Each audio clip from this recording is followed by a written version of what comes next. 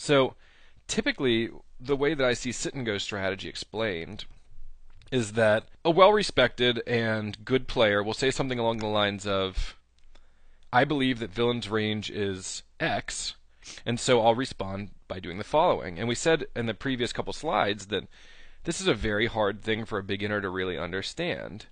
So the beginner gets some advice on the forums or gets some advice and basically says, yes, in this situation, I will do exactly what, this well-respected player is telling me to do. And then the beginning player will try to incorporate that advice into their overall strategy at the games. And the problem then becomes that beginners start to try to use that advice, but they'll even start to misapply it and use it in situations that are totally incorrect. And what happens is that beginners get sort of a mishmash of strategies. They get like, strategies that they generally think work, but they don't work in very many situations. And they start to say things that don't make sense. They start to use strategies in places where they don't make sense. They pay attention to the wrong information. And they don't know what the right information to pay attention to in the hand actually is.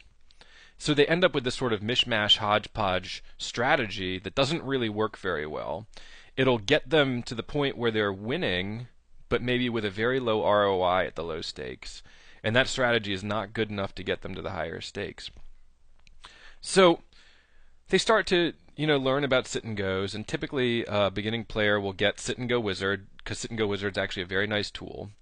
But the problem is that if you try to learn from Sit and Go Wizard by going through and looking at your hand histories, Sit and Go Wizard is actually worse than getting information from a well-respected player, because Sit and Go Wizard may actually be completely giving that player the wrong ranges and giving them incorrect advice based on incorrect ranges.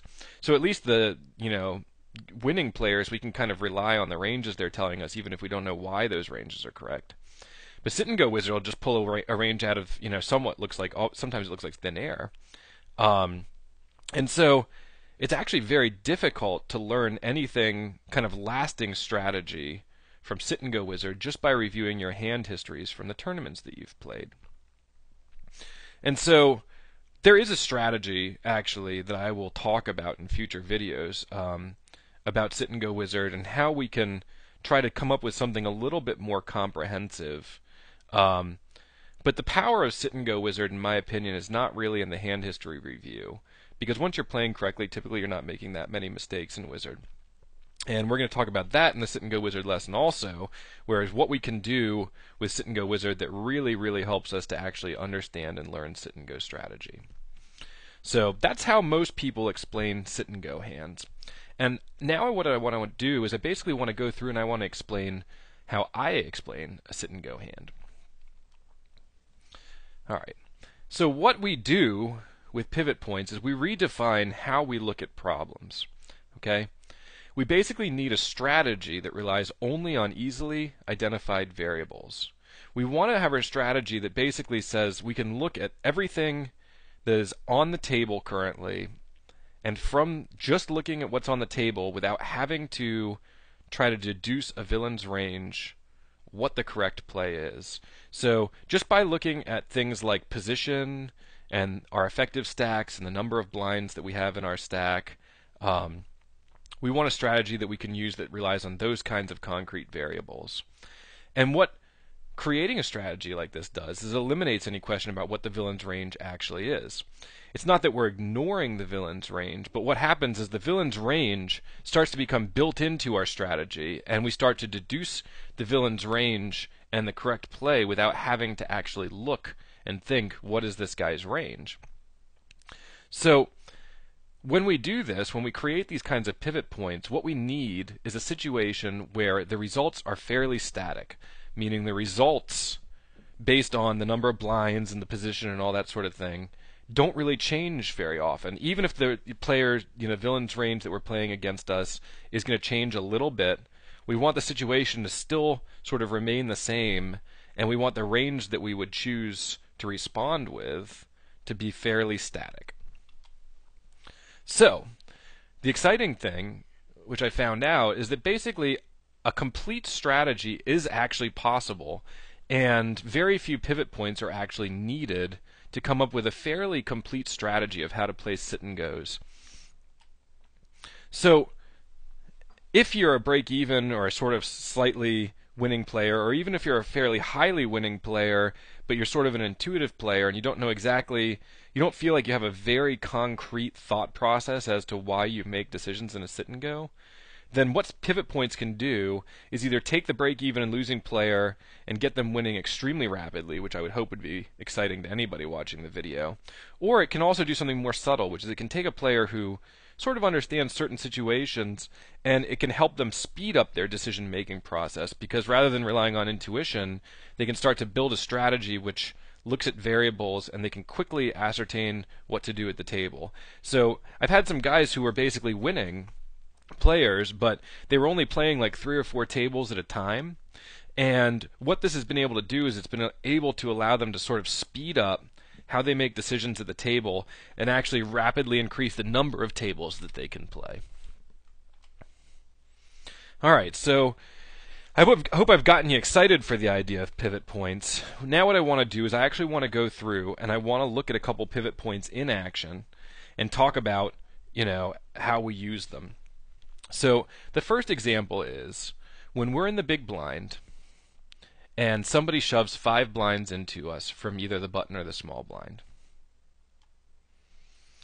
And this is a typical situation. Usually when we're calling all-in shoves, we are in the big blind or in late position. And the reason why we look at the big blind is because typically we need to be a little bit tighter than this actually if we're not in the big blind, since we won't have put as much money into the pot, and also because people are left to call behind us. And so if people can call behind us, we need to be a lot tighter than this situation. So the first thing we do is we look at people who are basically trying to steal our big blind. And we assume that the player who's shoving into us is what I would term a normal bad player. Alright, this is not a good winning regular. This is a player who you just randomly see at the $6.50 level or maybe $12 level or below. And we assume the bad player is on the button or the small blind. And this player is going to have a fairly static range, it turns out. They're going to shove a percentage of hands that are typically around the same range based on 5 blinds. So there are going to be extremes to this. This is not going to get you the correct decision absolutely 100% every time. But what this is going to do is, aside from those extremely polar type players who are either way, way, way too loose or way, way, way too tight, this is going to get you the right decision most of the time.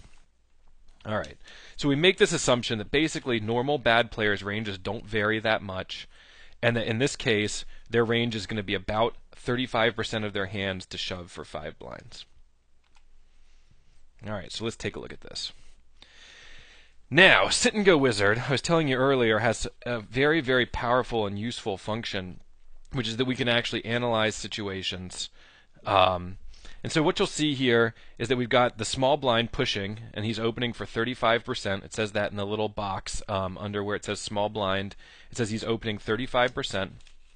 We've set the blinds to be 100, 200. And so we've set our stack to be 1,000, and we've set small blind stack to be 2,000. And it turns out that we are basically calling here for 5 blinds. The effective stack is 5 blinds because we have 1,000 chips, and therefore we can't risk any more than 1,000 chips. And therefore, even though small blind has more chips than us, what's going to happen is we're going to call with a range based on small blind shoving about 35%. And so what it looks like here is that if you go to where under all these percent fold, percent push, difference type percentages are, is that Sit and Go Wizard is going to suggest a call with the hand that we have displayed here, ace 10. But it's also going to suggest that you can call with a range of 24.6% of your hands. And this is a range of pocket 2s or better, so basically any pocket pair. Ace 2 or better, which means any ace, suited or offsuit. King 10 or better, which means King 10, King Jack offsuit, King Queen offsuit. And then most suited Broadway hands, like King 10 suited, Queen Jack suited. This leaves out 1 or 2 suited Broadway hands, and it also adds King 9 suited, which is not any 2 suited Broadways. It's 9 is not considered a Broadway card.